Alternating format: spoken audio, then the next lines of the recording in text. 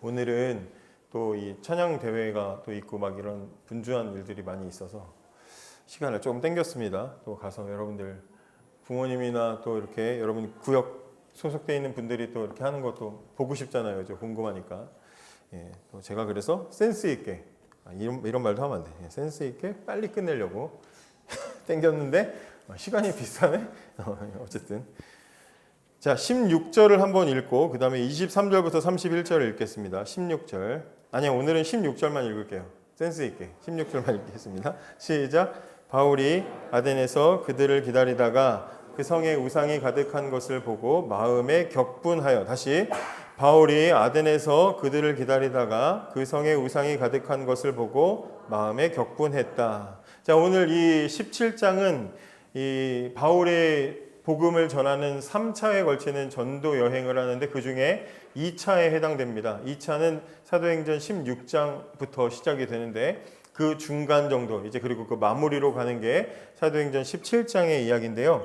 오늘 있는 아덴이라는 곳은 아테네를 얘기합니다. 그리스 아테네를 얘기하는데 그곳은 철학과 지식과 뭐 이런 것들이 가득 찼던 굉장히 큰 도시잖아요. 그래서 그 도시에 가서 복음을 전했는데 그 복음을 전하는 그 동기가 뭐냐면 우상이 가득한 것을 보고 그 마음에 격분해서 복음을 전했다. 성경이 그렇게 우리에게 말해주고 있습니다. 문학, 예술, 사상, 건축 모든 것들의 집결지, 중심지였던 이 아테네에서 사람들은 그 아테네의 시민들은 새로운 지식, 새로운 사상에 아주 갈급해했어요. 뭐 새로운 먹거리, 새로운 즐길거리가 아니라 그들은 새로운 지식과 사상에 굉장히 목말라 하는 사람이었다. 여러분 보시면 19절부터 보시면 한번 여러분 성경 보시면 그를 붙들어 아레오바고로 여기 큰 광장인데 아레오바고로 가며 말하기를 네가 말하는 이 새로운 가르침이 무엇인지 우리가 알 수 있겠느냐 그러죠. 바울이 전하는 이야기가 새로운 거니까 이 사람들이 관심을 가지고 들으려고 하는 거예요. 우리는 길거리 나가서 예수 믿으세요 복음 전하려고 그러면 사람들이 피하고 도망가는데 이 사람들은 새로운 지식과 사상에 목말라 있어가지고 저 가르침은 뭔가 그러면서 따라오면서 알려달라고 하는 거예요. 21절에 모든 아덴 사람과 거기서 나그네된 외국인들이 가장 새로운 것을 말하고 듣는 것 이외에는 달리 시간을 쓰지 않음이더라. 어느 정도인지 아시겠죠? 이 지역 사람들, 이 마을 사람들은, 이 동네 사람들은 오로지 새로운 지식과 사상, 철학, 새로운 공부, 머릿속에 새롭게 쌓는 것에 아주 몰두해 있는, 집중해 있는 저와는 완전히 반대된 사람, 저와는 완전히 반대된 그런 사람이다. 이렇게 얘기하는 거예요. 그런 사람들에게 바울이 복음을 전하는데 그 전과는 다르게 그들이 좋아하는 방식으로 논리와 토론으로 복음을 소개하는 이야기가 오늘 원래 제가 오늘 설교하려고 했던 본문 속에 담겨져 있는데 저는 그 전에 이제 오늘 말씀을 준비하면서 원래는 그 후반절 그래서 제목도 오늘 후반절에 28절에 있는 말씀인데 16절의 말씀을 다시 주목해서 추가를 했습니다. 16절 말씀을 다시 보시면 바울이 아덴에서 그들을 기다리다가 그 성에 우상이 가득한 것을 보고 마음에 격분했다. 아테네를 향한 바울 복음 전도자의 성도의 신자의 마음속에 느껴지는 첫 번째 감정이 뭐였냐면 분노였습니다.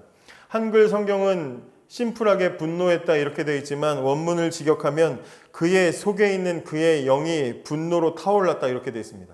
아주 불타오를 정도로 아테네를 바라보면서 그의 영이 불탔다 이렇게 말합니다. 여러분 바울 안에 생긴 이 마음을 한번 오늘 주목하고 생각해 봤으면 좋겠습니다.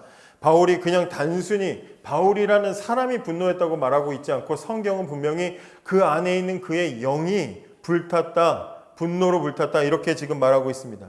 여기 이 분노라는 단어는요 간질, 발작 이렇게 쓰이는 의학 용어이기도 하고 자극하다, 화를 돋구다. 여러분들의 동생들이 아니면 형, 누나, 위에 사람들이 성질 건드리는 거 있잖아요. 건드려서 발작 버튼 누르는 거 그걸 얘기하는 거예요.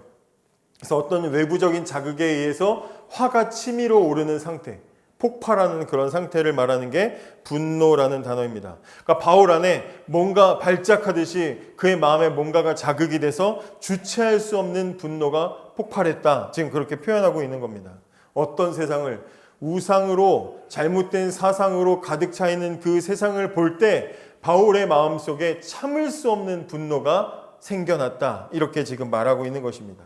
온갖 지식을 탓하고 또 탐하고 그리고 새로운 사상을 사랑하고 문화를 사랑하고 건축을 사랑하고 예술을 사랑한다는 수준 높은 지식이 높은 야만인이 아니고 지성인들이라고 하는 그 사람들이 하나님 아니라 다른 우상의 모든 에너지를 쏟아붓고 정작 자신들을 만드신 그런 뛰어난 지식과 뛰어난 문화와 뛰어난 가치관들을 주시는 그 하나님을 정작 찾지 않는 것을 볼 때, 하나님께 돌려야 할 영광을 마땅히 돌리지 않는 그들의 모습을 볼 때, 세상을 볼 때 바울의 마음에 분노가 치밀어 올랐다라고 말합니다. 근데 여러분, 이 분노라는 단어가 또 어디에 쓰였냐면, 여러분 구약 성경과 신약 성경은 원래 사용된 기록된 용어가 다른 거 아시죠? 이 언어가. 구약 성경은 원래 뭘로 쓰여졌죠? 뭘로 쓰여졌죠?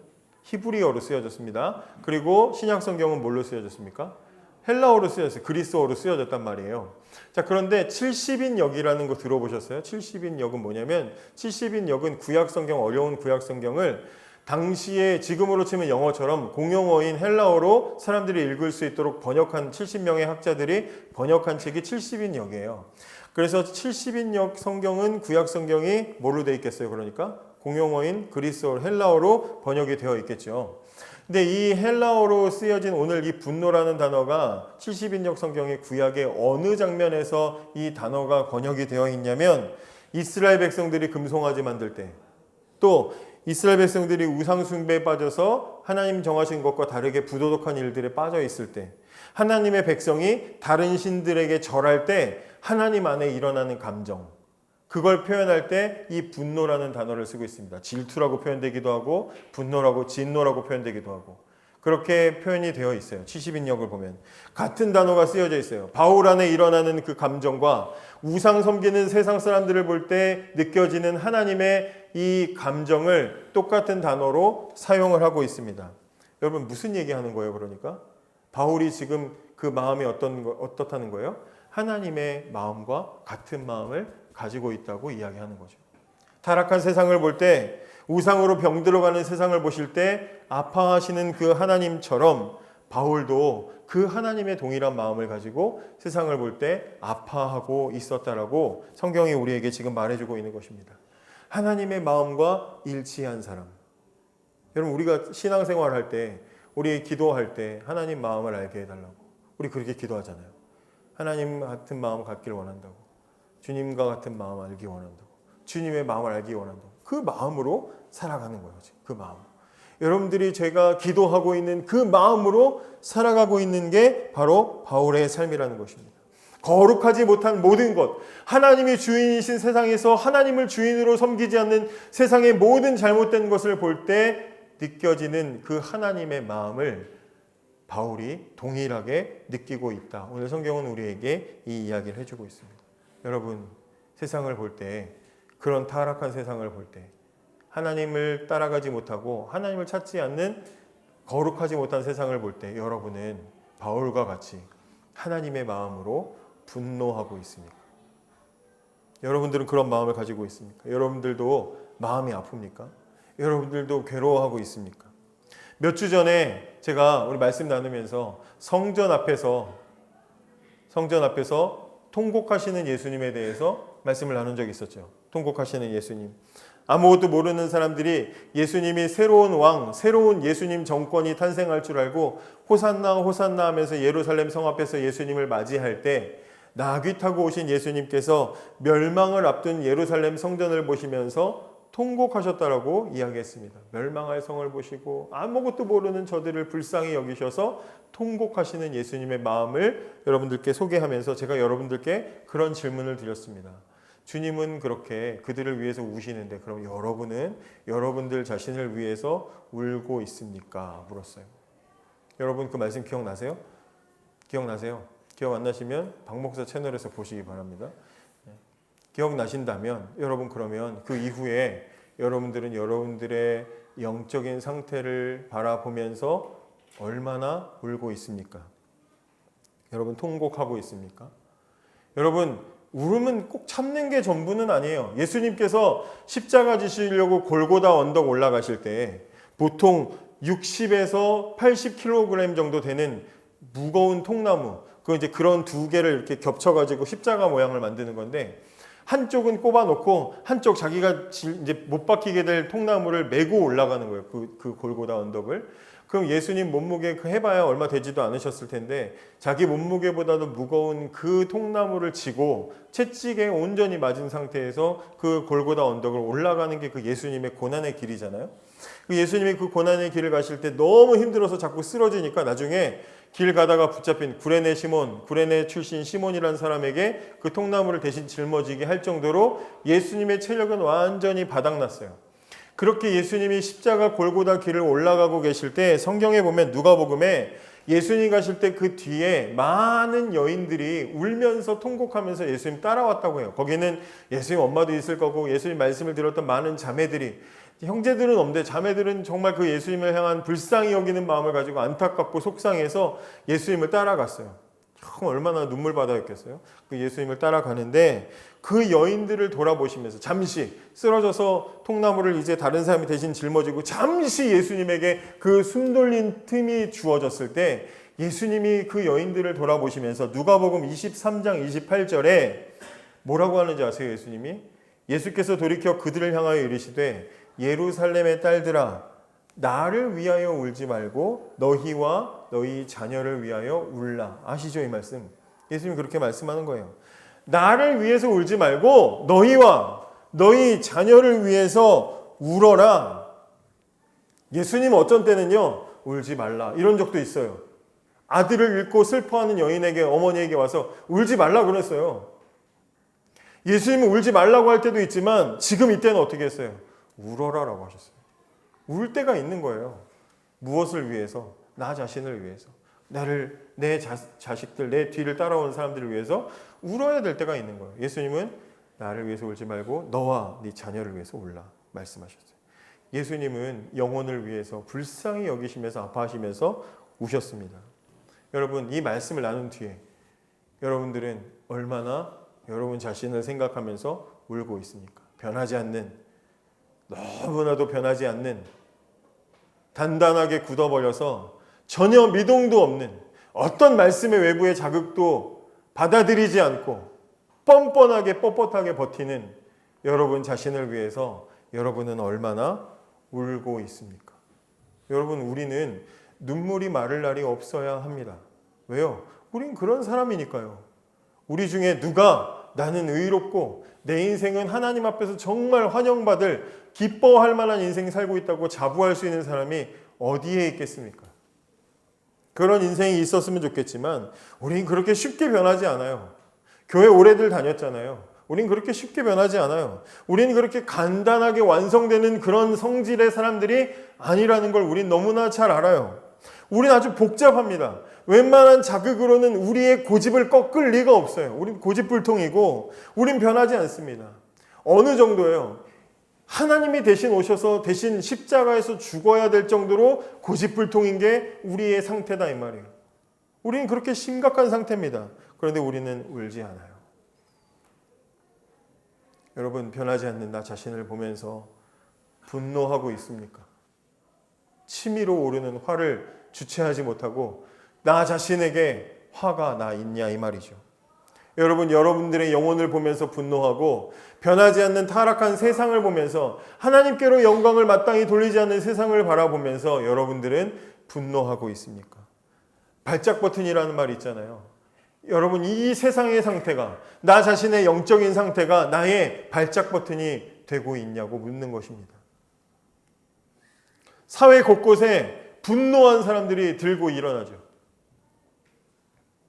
정치적인 입장은 잘 모르겠습니다. 그러나 각자 뭐 그렇게 다 화가 났어요. 돈을 위해서 진상을 규명하라고, 명예를 회복하라고 저마다의 주장을 담아가지고 사람들은 나와서 3-4 모여가지고 때를 이루고 군중을 이루고 나와서 분노를 표출하고 있어요. 주말마다 거리로 나와가지고 분노를 표출해서 일반 시민들 지나가지 못하게 막 그렇게 막고 있어요.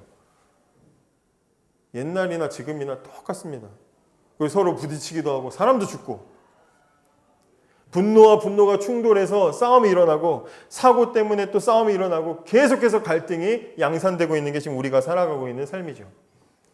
정말 여러분들이 안 하길 바라는 스레드, 괜히 스레드에 들어가가지고 스레드에 한번 알고리즘에 덫에 잘못 걸리면 죽습니다. 진짜 죽습니다. 정말 검색 한번 잘못하면 죽어납니다. 학부모 갑질 이슈 건드렸더니 계속해서 학교는 절대 애들 보내면 안 되는 곳이 막 온갖 그런 관련된 알고리즘이 계속 저에게 기사를 계속 알려주고 나쁜 놈 이렇게 치면 이 세상은 살면 안 돼. 밖에 애들 절대 내보내면 안 돼요. 교회 목회자 뭐 비리 이런 거 하잖아요. 세상에 보낼 교회가 없어요. 갈 교회가 없어. 거기 있는 댓글만 봐도 사회 부조리와 이 불의함에 대해서 분노한 사람들이 가득 차 있어요. 근데 이렇게 사람이 봐도 세상이 악한데 세상을 지으신 가장 선하시고 가장 의롭고 가장 거룩하신 하나님이 세상을 보실 때 그 세상에 대해서 하나님의 마음이 어떻겠어요? 아름답고 가장 선하신 가장 의로우신 하나님이 세상을 볼 때 분노하실 수밖에 없는 것이죠. 여러분 그 마음으로 살아가는 게 우리의 삶인데 여러분들은 그렇게 세상을 향해서 안타까운 마음, 분노의 마음을 가지고 있냐 이 말입니다. 여러분 세상을 향해서 그런 마음 가지고 있습니까? 안 돼. 한숨 쉬고 그냥 탁 돌이키고 잠이나 자야지. 그러고 있지 않습니까?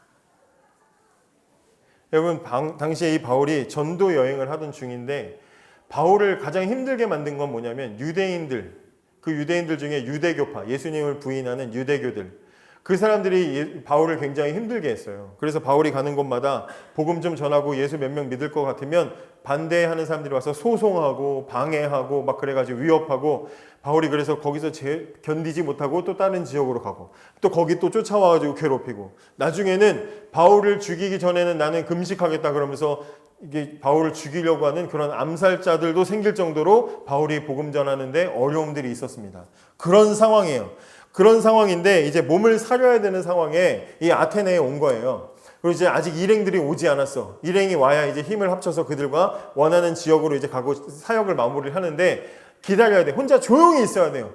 조용히 기다려야 되는 상황인데 그때가 17절인 거예요. 그곳에 가니까 16절인 거예요. 오늘 본문에 있는 말씀인 거예요. 그곳에 겨우 갔더니 아테네에 있는 사람들이 우상 숭배하는 걸 도저히 견딜 수가 없는 거예요. 참아야 되는데 그걸 견딜 수가 없어서 17절에 회당에 나아가서 사람들을 만나고 장터에 나가서 사람들을 만나서 복음을 전한 이야기가 오늘 본문의 이야기입니다. 참을 수 없어서 목숨을 지금 걸어야 되고 감춰야 되는 상황인데 거리로 뛰어나가 그들에게 복음을 전합니다. 어디로 갔어요? 회당으로 가고 장터로 갔어요. 그의 마음이 오늘 성경에 그 장터로 가고 회당으로 갔는데 그 앞에 어떤 단어가 있습니까? 날마다라는 단어가 있죠. 날마다. 그 마음이, 그 들끓어오르는 마음이 일시적인 게 아니라 매일 그랬다는 거예요. 매일. 우리도 보통 수련회 같은 거 갔다 오거나 뭐 어떤 집회에 다녀오면 하루, 뭐 반나절 정도, 그죠? 수련회 갔다 오면 뭐 한 3일 정도. 단기 선교 갔다 오면 뭐 한 2주 정도. 그렇게, 그죠? 새로운 마음, 뜨거운 마음으로 할 수 있어요. 근데 금방 시간이 지나면 금방 식어버리잖아요.